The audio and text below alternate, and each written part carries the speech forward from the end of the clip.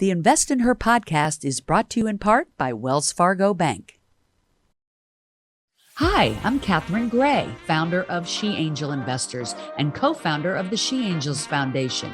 I'm also the podcast host of Invest in Her and an award-winning producer, author, and TEDx speaker. Our show, Invest in Her, features phenomenal female founders and funders. As you know, women receive less than 2% of venture capital funding. Our series is about accelerating the funding of women by connecting them to funding resources. Let's meet today's guest. Hello, and welcome to this week's episode of Invest in Her. I'm your host, Catherine Gray, founder of She Angel Investors and co-founder of the She Angels Foundation. And today we have on a special guest. Her name is Laura Kiernan, and she is the Senior Vice President of Investor Relations for Rivel, Incorporated, and also the founder of the Raising Millions Incubator and Community. Please welcome to the show, Laura Kiernan. Hi, Laura. How are you? Hi, Catherine. Thank you so much for inviting me. I'm doing well, thank you. Well, you're just doing amazing work in the world in so many capacities, and can't wait to talk to everybody here about all the resources that you have available to them, because there's so many underrepresented entrepreneurs out there, and you have created some great programs for them. So first, let's just talk, since you are the Senior Vice President of the Investor Relations for Rivel. Let's talk about what Rivel is before we get started about your amazing incubator.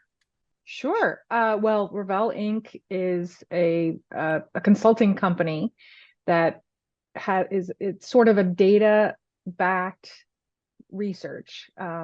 So I am a senior level advisor for Rivel Inc.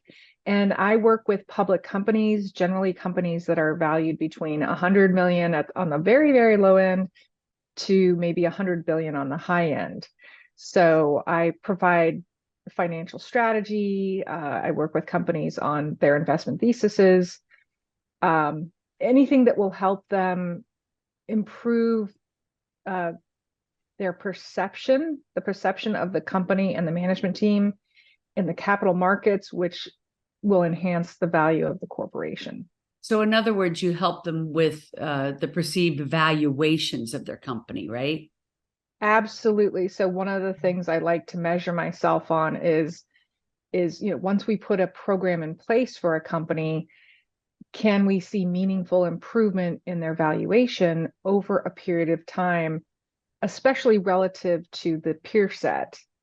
And it takes years for this to manifest. So but that's what I do. That's what I love to do. And that's my day job. That's my full-time day job.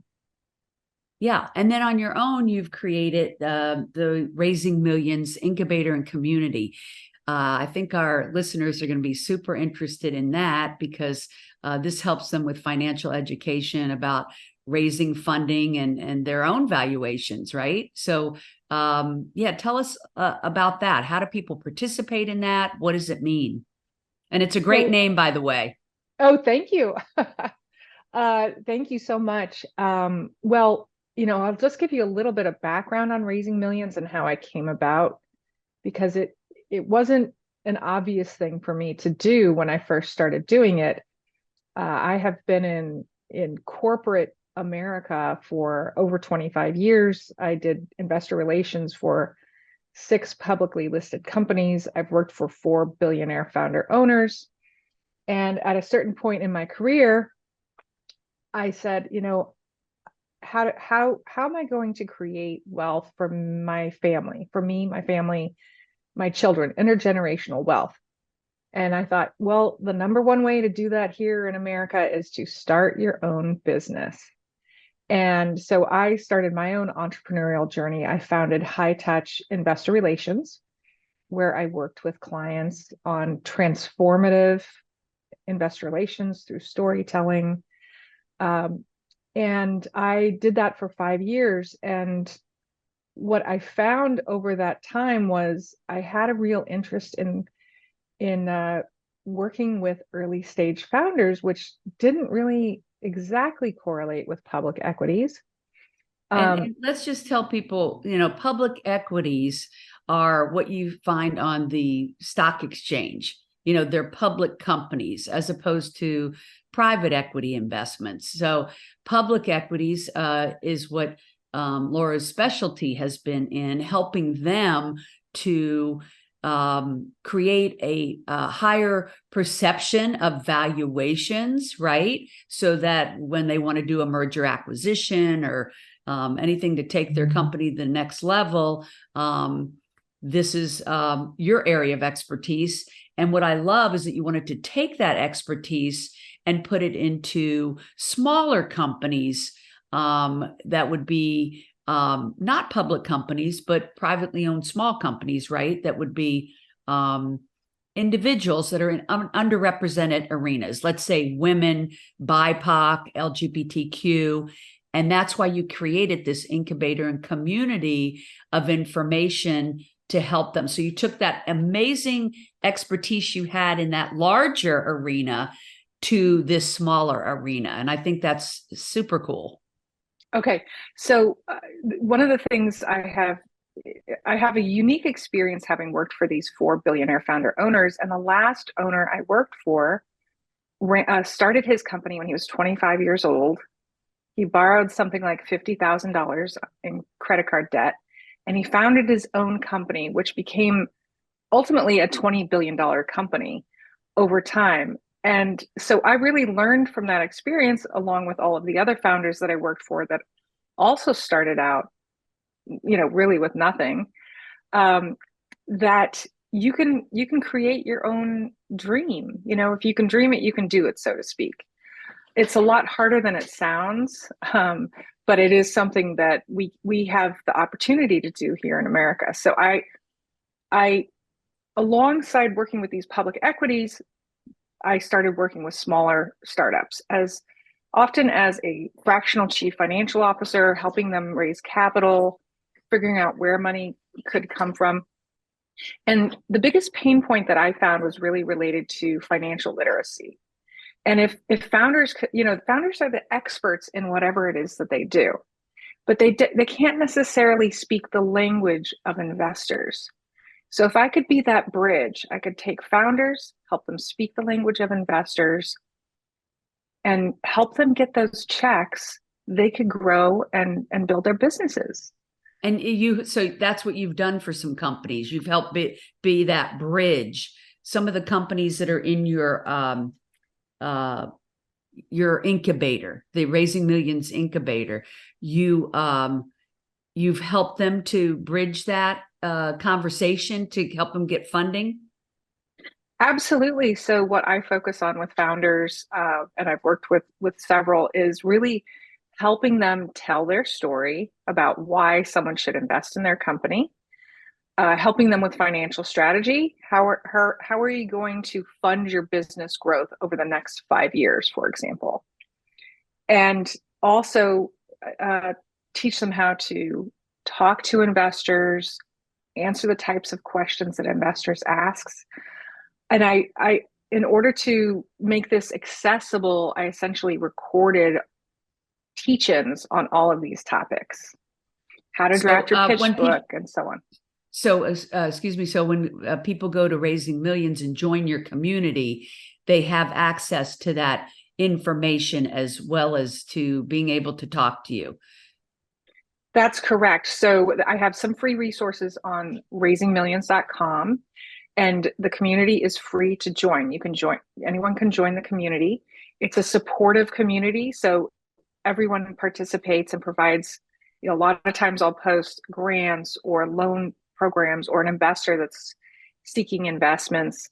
And then on there, I also have courses for founders if they want to learn more about how to draft their pitch, how to come up with a basic financial forecast, how to speak to investors, how to target investors.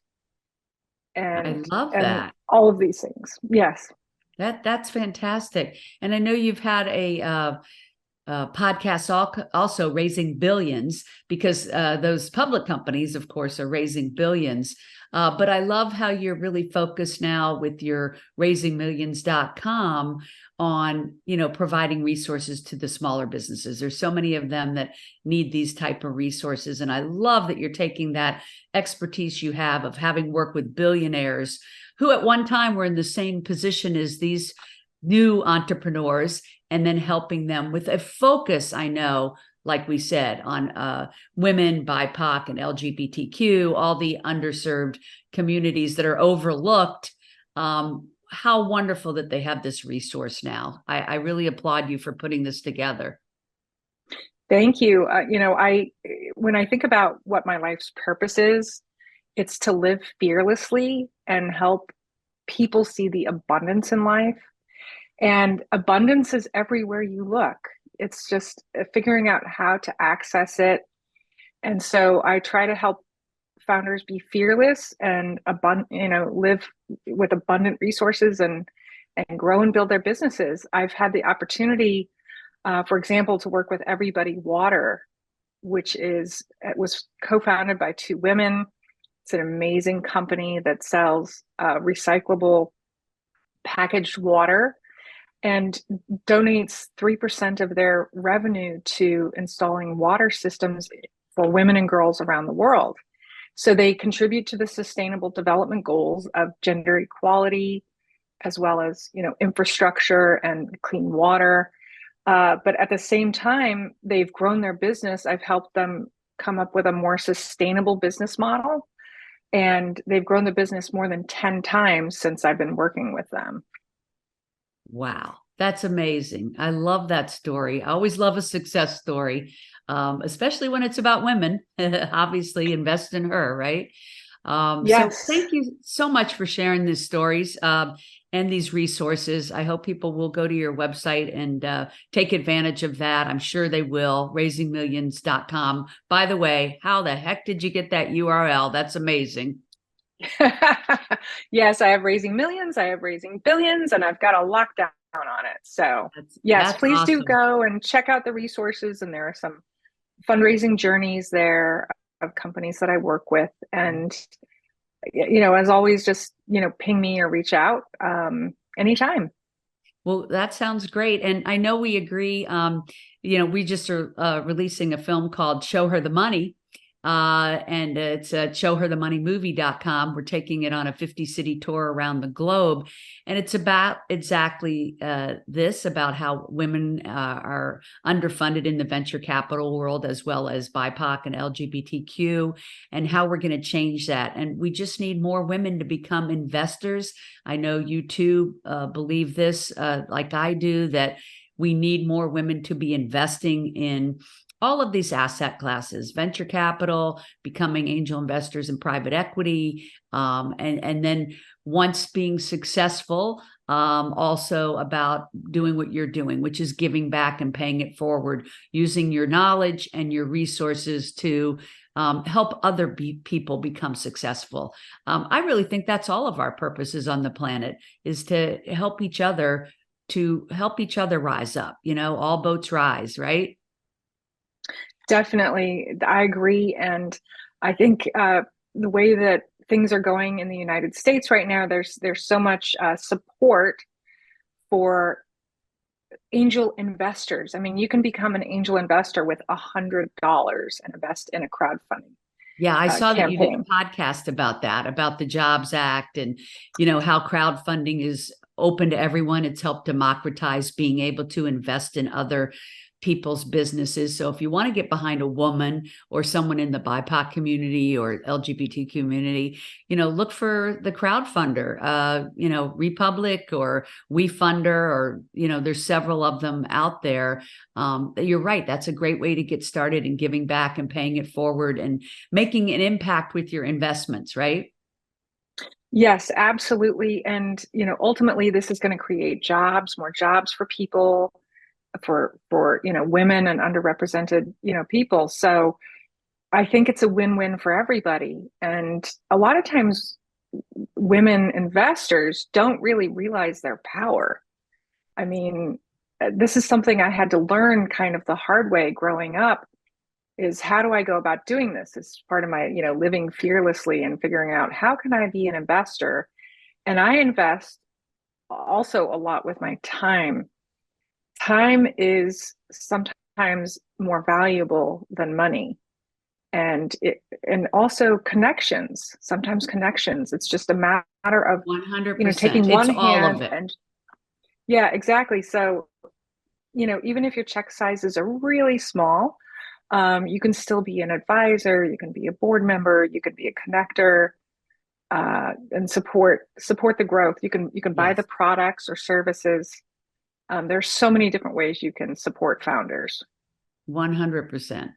And then finally, I just wanted to mention that you and I had talked about women execs on boards. I know you're a big proponent of that. You belong to a group that's called Women Execs on Boards. And tell us just a little bit about that. Maybe there's someone out there that would like to be on an executive board and would like to know more about that group. Well, I've been a member of Women Execs on Boards for about 5 years. And it's because I took a governance course, an executive education course at Harvard for women. It was training women to be on boards. And we rallied together as a community.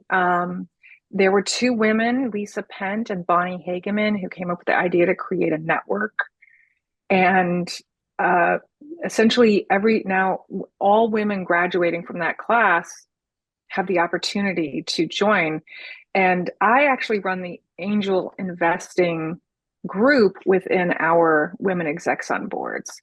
So I'm also educating these women who are on boards. Generally, they're in their 50s or 60s.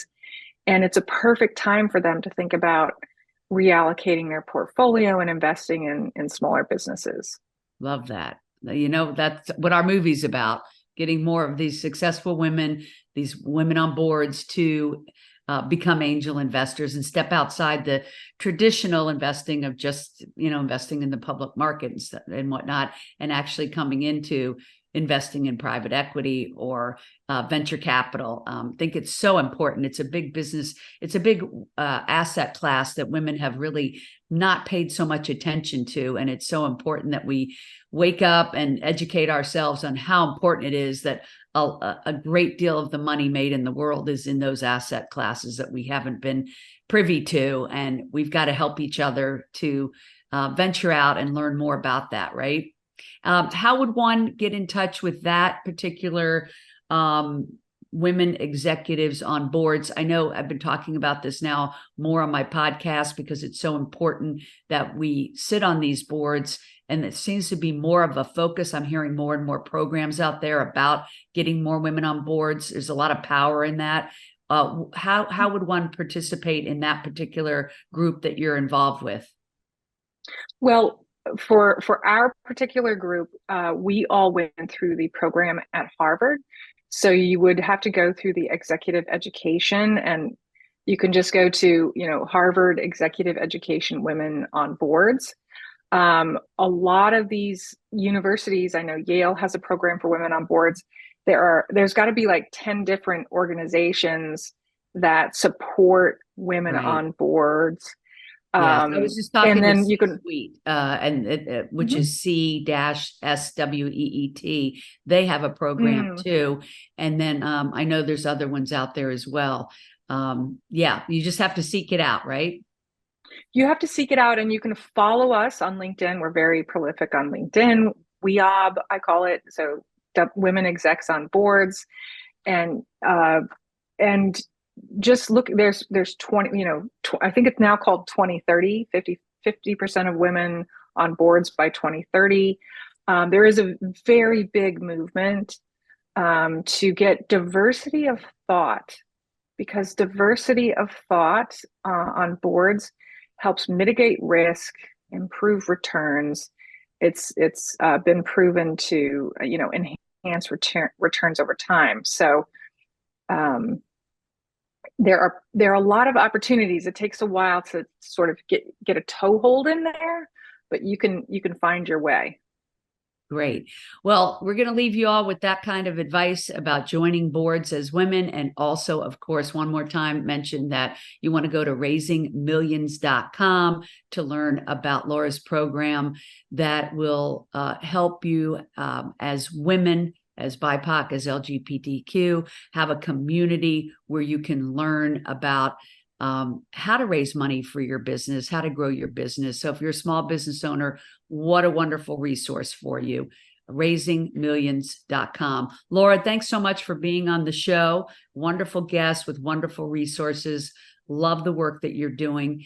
And yeah, thanks everybody for tuning in. Of course, you can find either of us on LinkedIn, Catherine Gray and Laura Kiernan.